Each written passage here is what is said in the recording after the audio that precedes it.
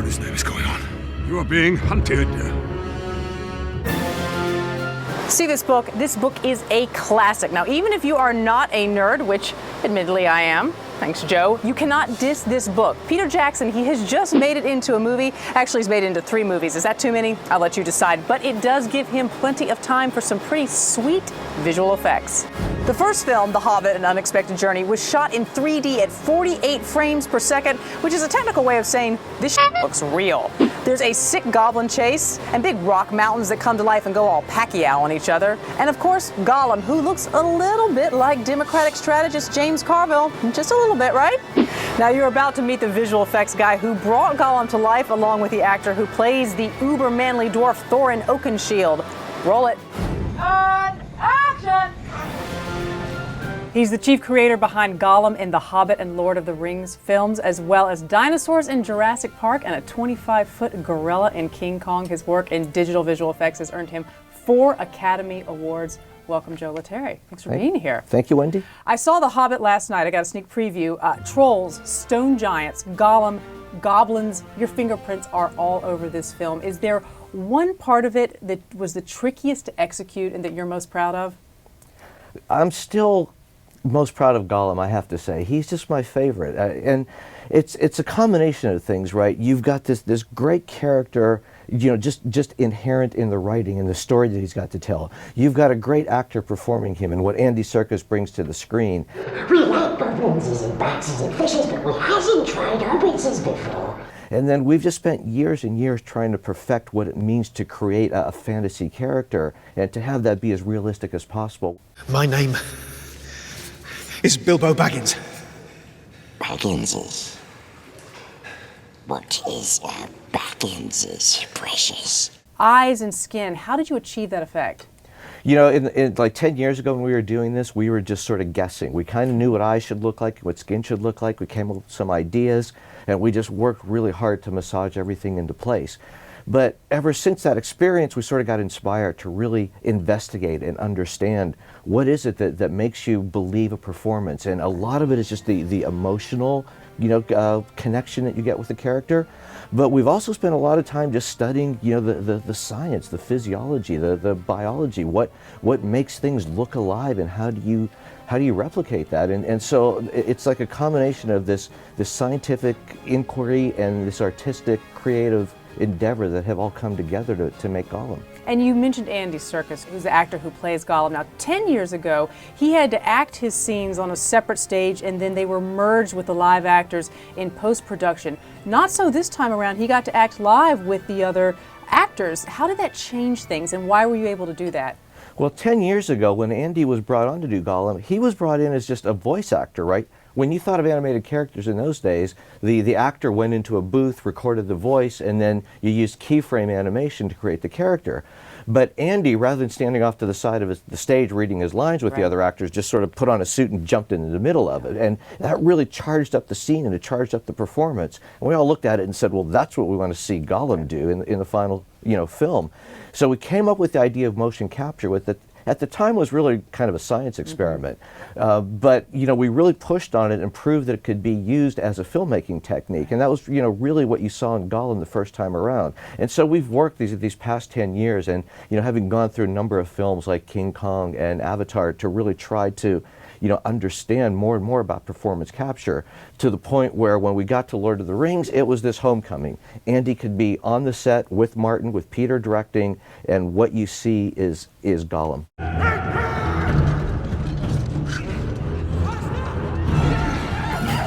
Now, this goblin scene, I understand that was one of the trickiest for you to execute this time around. Tell us a little bit about that. Well, okay, in the book, you know, the dwarves get captured and taken down into these goblin tunnels. But the way Peter imagined it, it was this vast underground city where these goblins were scavengers. You know, they'd go and raid the people of Middle-earth and come back with, you know, bits of you know, chairs and pottery and, you know, bones and whatever it was, animals. And you had this like vast city, but it was inside out. So you come into the tunnels and it opens up and the city's all around you. And so we just really were able to just populate this thing with thousands and thousands of goblins and torches and these old rickety huts and these bridges. And so the whole movie takes place on multiple levels. It's like we could really take advantage of the stereo. It's almost like a Chutes and Ladders kind of thing where everything just keeps happening and moving around. When you're working to achieve scenes like that, are you thinking about longevity, Joe? Are you thinking, is this going to hold up 10 years down the road? Will people look at this and still go, wow, or will this sort of look outdated? Do you think about that?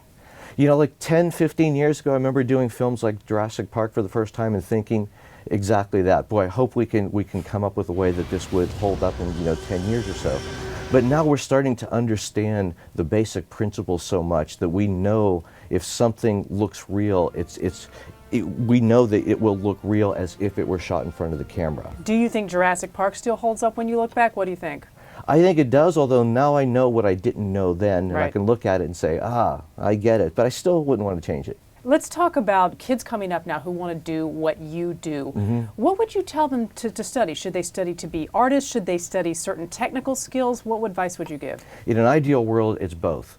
You know, you want to bring a creative bent to it. You want to be able to look at things and understand storytelling and emotion and composition and photography. You also really need to understand a little bit about the science behind what you're creating, the math or the physics or the physiology.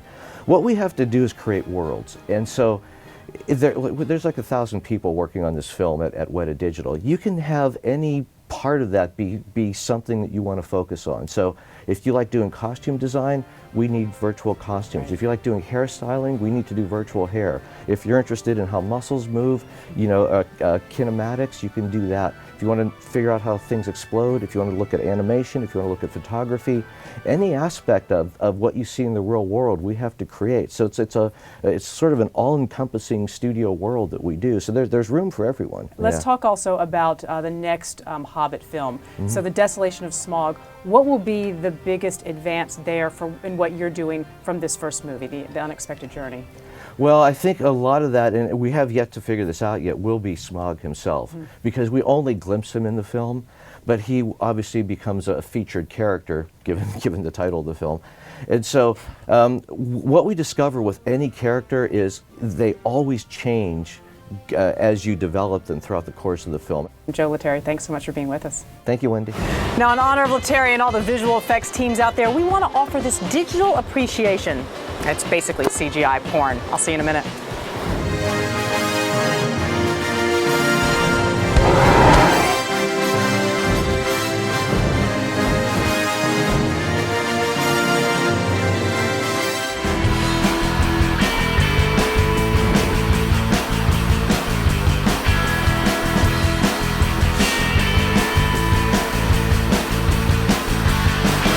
Come with me if you want to live.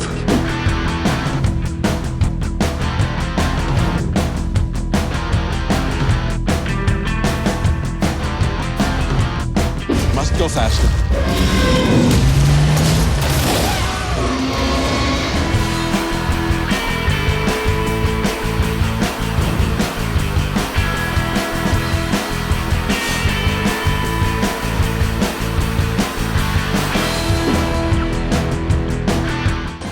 Grave danger you are.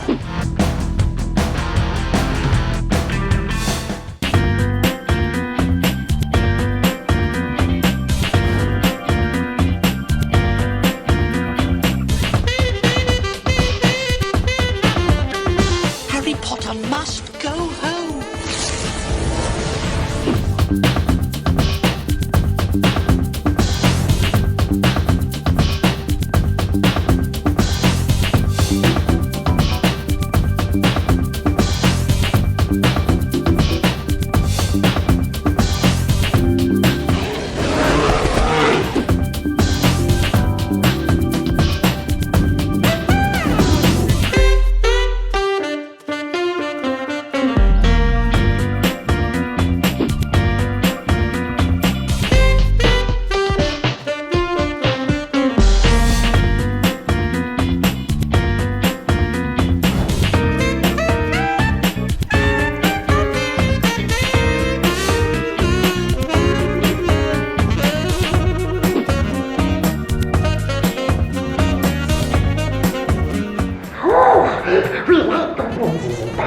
fishes, but we hasn't tried hobbits before.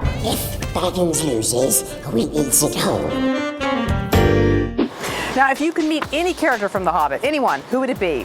We were lucky enough to have Thorin Oakenshield, the leader of the dwarf, stop by in our studio next door. He went deep talking about his eyebrows. Seriously, take a listen.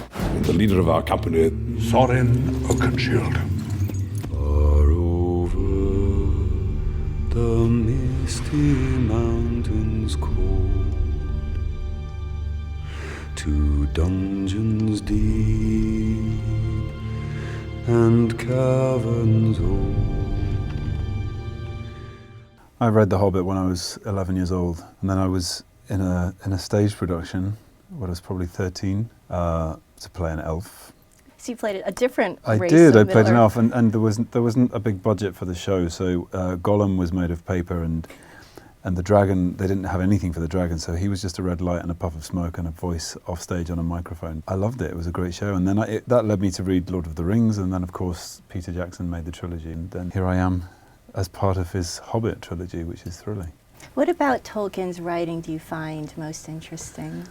I think the most interesting thing for me is that people think of this genre as fantasy. Actually, I find, and I think Tolkien stated it himself, that he preferred legend. He wanted it to feel like real history, like it had really happened of this world, but just of another time. So let's talk about playing Thorin Oakenshield, the leader of the dwarves. How did you approach a role of such complexity? I tried to work out who he was as a young prince. He has a sort of two-pronged path of vengeance. One is towards Azog, and the other is towards the horror that lays in that mountain. And I think that horror is so great on him.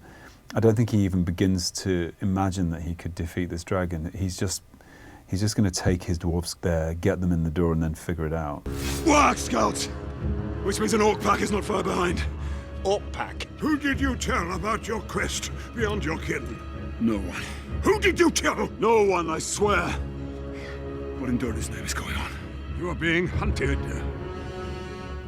Is it true that you based Thorin in part on the director, Peter Jackson himself? You know, because I didn't really know Peter at the beginning, to say that I based the character on him is probably not true, but as we were filming, I became inspired by Peter and the way that he leads. I let that idea wash over me and used it for Thorin. So let's talk about the look of Thorin. Did you use your own beard?